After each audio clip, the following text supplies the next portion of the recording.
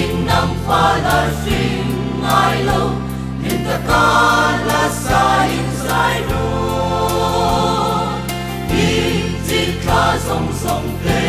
chuanin nan tinan ro chung don sia Puanin thu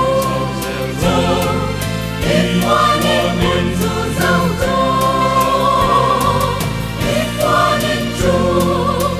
kai par la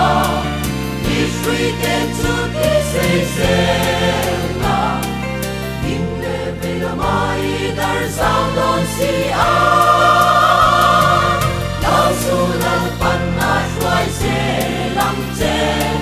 Di Puan in mun chu zau lo Di ko lo na song song te chu Lal pan na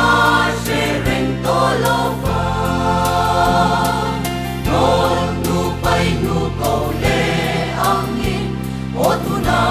lalpan na kotse Puanin tu Puanin tu zau do Puanin tu kai par la Sui te tu ti se la Ding le ve la mai dar zau don si a se lam che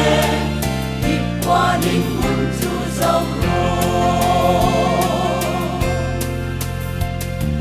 Lao su li mual po don si lo Lalmuanpuii se lam che I ra chin apiang chu I ram Ani se